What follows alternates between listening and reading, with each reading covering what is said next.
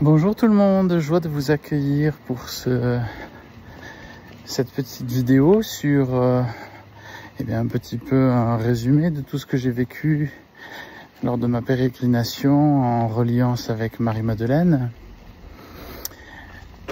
Il est évident que la porte principale qui m'a été permise en tout cas d'ouvrir, c'est que de toute évidence, dans notre modernité, la fuite de la souffrance est ce qu'on appelle tout simplement la contre-initiation. Il est évident que on pourrait tourner longuement autour du pot. Tout le développement personnel qui utilise le mental uniquement comme outil de volonté personnelle et de domination intérieure se trompe. Ce qui manque à notre modernité, c'est l'initiation. C'est-à-dire un chemin qui va nous aider à muter, à nous transformer de l'intérieur. Pas mentalement, mais dans nos structures énergétiques, animiques profondes. La contre-initiation que propose ce développement personnel est fondée sur l'idée erronée que le mental crée notre réalité. C'est une erreur tellement énorme que pourtant une tripotée de livres de développement personnel continue sans cesse à remâcher dans tous les sens. En fait, il n'y a qu'un seul livre, c'est Pensez et devenez riche ou Réfléchissez et devenez riche de Napoleon Hill, basé sur les enseignements de Andrew Carnegie, un riche promoteur de la Syrie, je crois, qui avait découvert les techniques pour asseoir une sorte de domination mentale, intérieure et extérieure, et qui les avait donnés tout mâché à Napoleon Hill qui a écrit ce livre. Livre qui est marqué par plusieurs éléments moteurs, dont un, c'est l'idée que le livre contiendrait un secret de la richesse. Et donc ça, c'est évidemment tout intellect à qui on dit il y a un secret de suite, c'est dans la nature humaine d'aller chercher le sens. C'est comme la parole perdue, secrète dans la franc-maçonnerie. Même s'il n'y a rien derrière, ou alors ça serait le silence pur de l'intelligence divine, mais même s'il n'y a rien derrière, c'est juste le fait de dire qu'il y a un secret qui produit cette sorte de mouvement, en fait, d'interrogation, propre à l'intériorité. D'ailleurs, le livre Le Secret de Rhonda Byrne est exactement, symétriquement, exactement le même livre que Napoleon Hill, de Réfléchissez et devenez riche. En gros, cette idée que la pensée crée la réalité est une des grandes supercheries de notre époque. Alors oui, il y a cette histoire du riz, quand on lui dit qu'il est bien, alors il est bien, quand on lui dit qu'il est pas bien, alors il devient tout pourri. Vous avez déjà fait cette expérience certainement. Les vibrations ont un impact sur la matière, oui d'accord. Il s'agit là de l'intention. Mais qui, à l'intérieur de soi, produit cette intention? Est-ce que c'est un mental égo anobli par cet aspect doré, prétendument positif ou quoi que ce soit? Ou est-ce l'âme qui peut émerger parce que l'ego est devenu transparent à sa présence? Non, vraiment, Marie-Madeleine m'a permis de mettre les mots, et aussi des rencontres fortuites ou parfaitement synchronisées, de mettre les mots sur cette idée de contre-initiation. L'idée que la totalité de qui nous sommes, c'est la pensée. Vraiment l'idée cartésienne, il y a je pense donc je suis. Cette falsification de la nature humaine, cette erreur en fait, c'est même pas la peine de s'imaginer qu'il y a des forces qui sont venues falsifier. Non, non, non.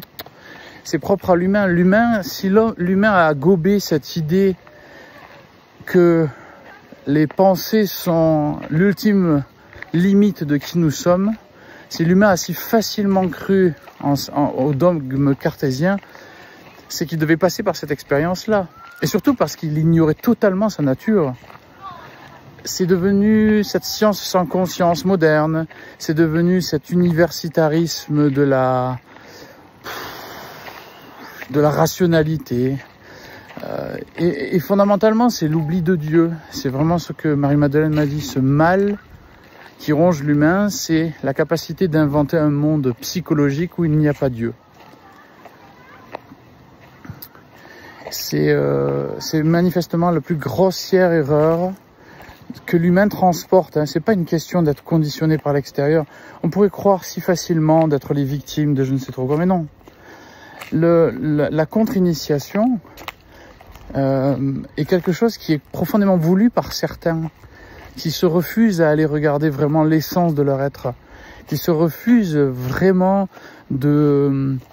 d'entendre les messages divins, qui coupent leur cœur de la réalité de l'omniprésence divine.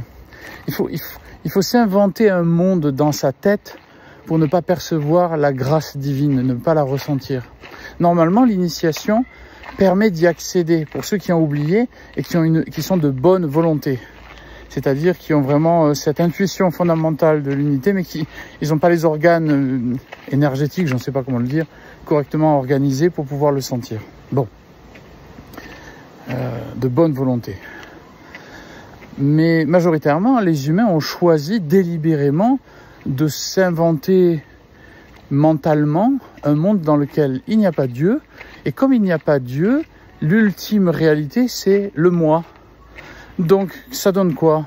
Une hyper-rationalité, un hyper-narcissisme, omniprésent sur les réseaux sociaux, un hyper-égocentrisme, moi et la limite du monde, une imposition des valeurs et surtout les grandes figures, que ce soit les chefs d'État ou quoi que ce soit, qui sont des représentants d'un état général de conscience, sont profondément narcissiques sur le culte de l'identité, les mots impactants plus que le fond, la forme qui dépasse le fond, la quantité qui substitue à la qualité,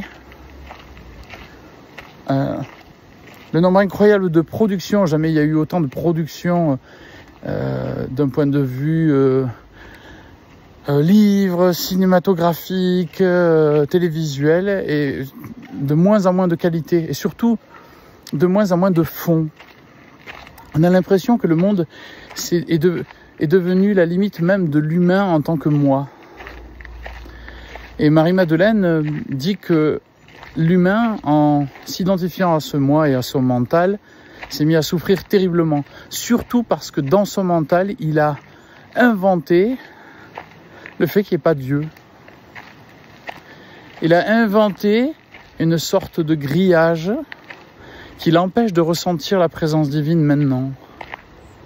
Heureusement, il y a des lieux qui nous permettent de sauver cette conscience, par exemple la nature, comme ici.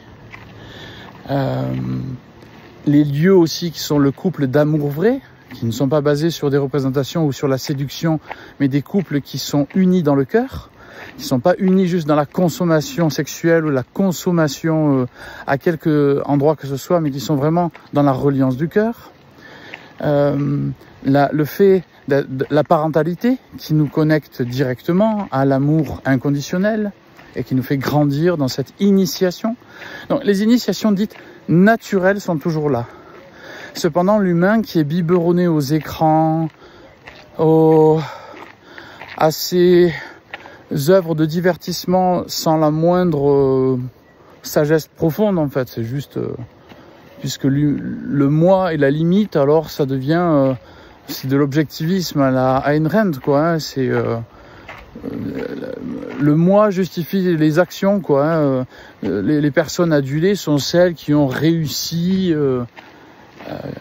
qui ont mené des coudes et qui sont montées en haut de la divinisation des ultra riches, de Steve Jobs à Amazon Man ou je sais pas qui. En dépit de tout ce qu'ils ont détruit ou détruisent à travers leurs œuvres, qui ne sont pas du tout connectées au divin, qui ne sont pas des inspirations divines, mais qui sont vraiment des hypertrophies du moi ego, je peux donc je veux donc je peux, et je deviens cette espèce de mythe moderne du self-made man qui s'est fait tout seul, porteur de toute une éthique de vie. Tout cela fait partie de cette falsification, et surtout du fait que l'humain est totalement identifié à son mental, et que l'outil mental complètement déconnecté du divin, qui n'inclut même pas l'idée de l'unité divine, devient en fait une sorte de petit démiurge personnel. Et on est vraiment dans le monde des démiurges personnels qui créent leur réalité. Illusion majeure, en tout cas, plus qu'une illusion, il s'agit vraiment d'une falsification de la réalité. Créer sa réalité à partir de son ego, c'est détruire le monde, hein. C'est faire les choses juste pour sa gueule. Et c'est exactement ce que Marie-Madeleine a vu. Et donc, elle perçoit cette souffrance. Elle la vit pour elle-même d'ailleurs, parce que tout ce qui n'est pas, toute action humaine qui n'est pas action inspirée du divin par la reliance intime du cœur, détruit, abîme le paradis dans lequel on vit. Donc en fait, ce que Marie-Madeleine m'a permis de voir, c'est que tout humain est en fait porteur de cette erreur, et que il y a ceux qui prennent en main et en charge cette erreur et améliorent ou corrigent en eux le monde en eux et du fait leur action dans le monde. Et il y a ceux qui ont complètement chuté dans le « moi je veux, donc je peux », si je veux, donc je peux, peu importe. Il n'y a plus de règles, plus de lois, sinon celle du moi hypertrophié. Donc tout le développement personnel, et elle m'en a vraiment parlé longuement dans mon cœur, est le développement de l'ego, est une immense erreur dans la voie. C'est ce qu'on appelle la contre-initiation. La totalité de tous ces gourous du développement personnel qui cherchent à faire potentialiser l'ego, qui cherchent à développer les facultés de l'ego pour la volonté du moi, pour devenir super humain, au-delà de l'humain, un peu l'Ubermensch Nietzschéen, tout cela est la contre-initiation.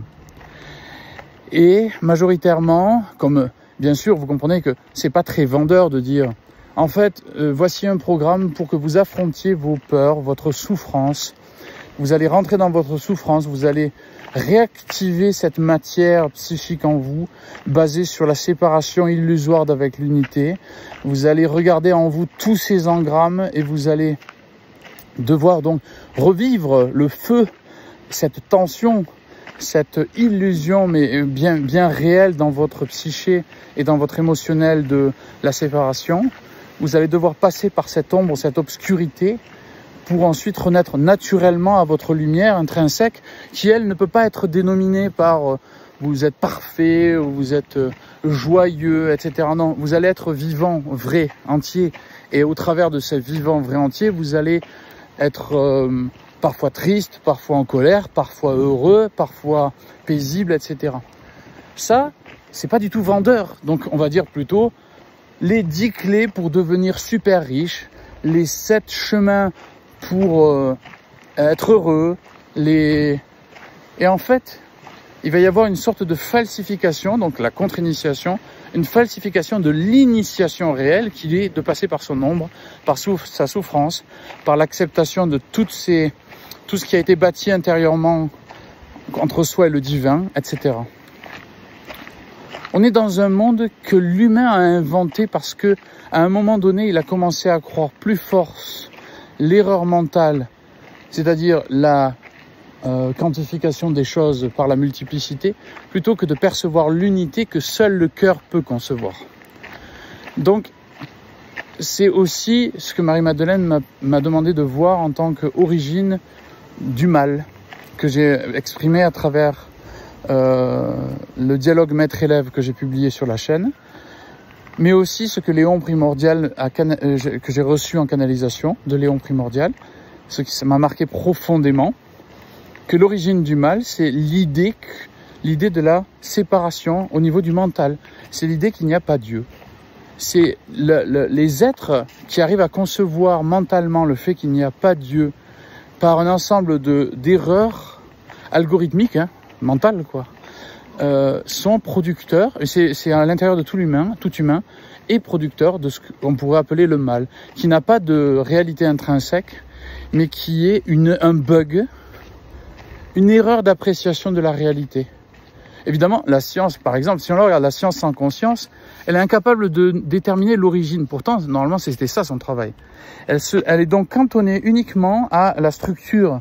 Comment fonctionne la vitesse de la lumière, comment fonctionnent les... Alors c'est très très bien pour construire.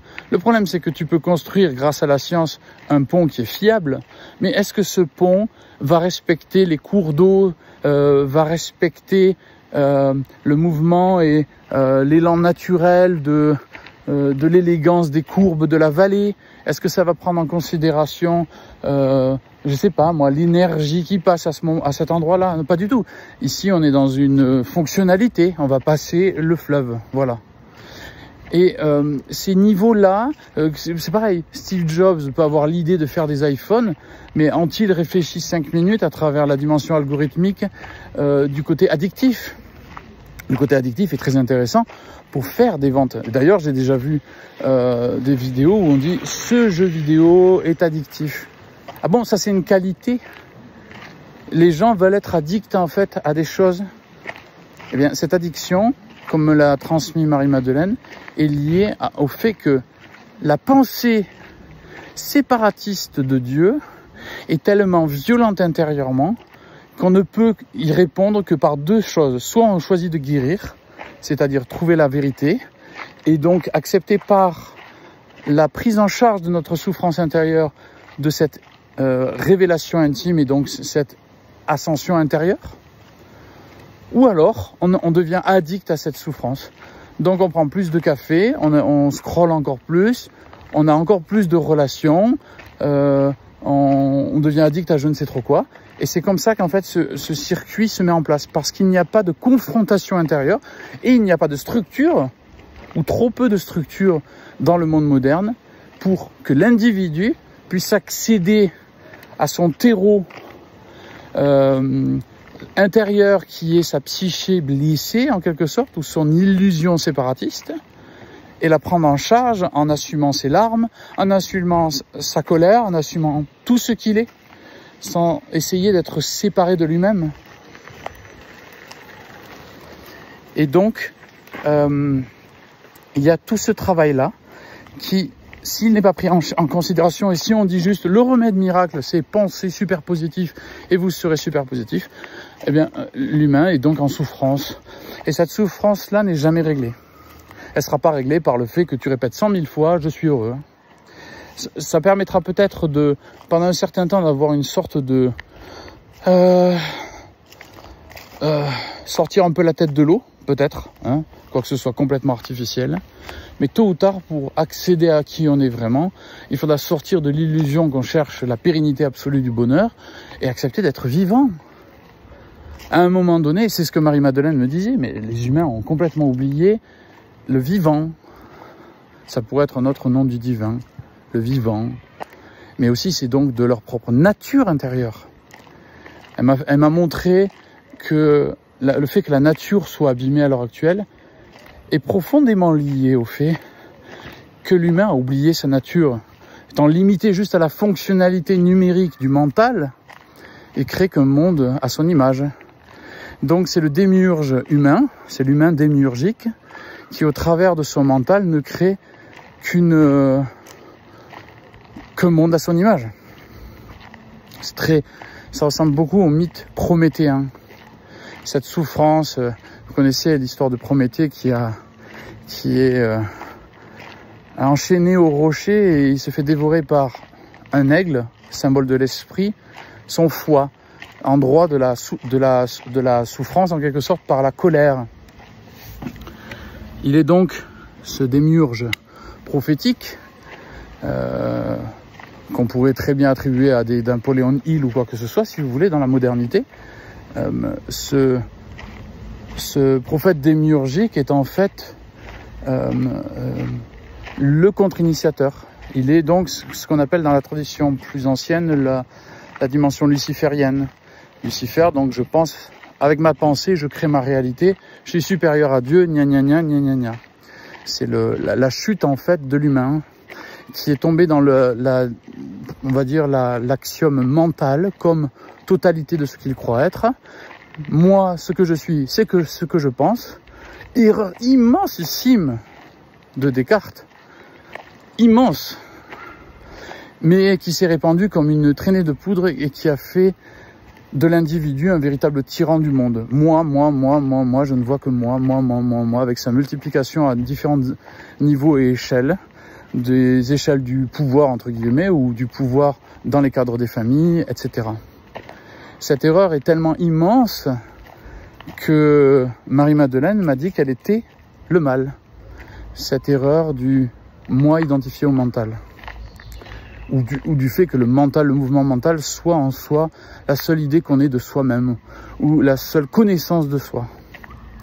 Le connais-toi toi-même, donc initiatiquement pur et lié à la dissolution du moi et la connaissance de l'être cœur, présence divine, vivante et vibrante en soi. Voilà, il y aurait beaucoup à en dire. Cette rencontre a été une initiation des plus pures, des plus directes. Ce que j'ai perçu d'elle, c'est qu'elle n'a jamais cessé de souffrir, dans le sens où tant qu'un humain n'est pas révélé intérieurement ou dévoilé au divin à l'intérieur, alors le monde drivé en quelque sorte par cette humanité qui est complètement perdue dans le monde du mental, et donc est créatrice de souffrance. Et donc, elle n'a jamais cessé de souffrir parce que, en quelque sorte, en avoir conscience, c'est ce qu'elle m'a enseigné, hein, en avoir conscience, c'est garder donc cette brèche ouverte avec le divin. Et que le rôle véritable de l'humain, normalement, c'est de co-créer le paradis sur terre en étant l'instrument divin volontaire. Toute une œuvre. J'avais beaucoup à vous dire. Il y a beaucoup d'informations, peut-être que vous devrez voir plusieurs fois, bien comprendre les nuances. Je vous souhaite à toutes et à tous une très belle soirée. Je vous remercie pour votre écoute. Merci beaucoup.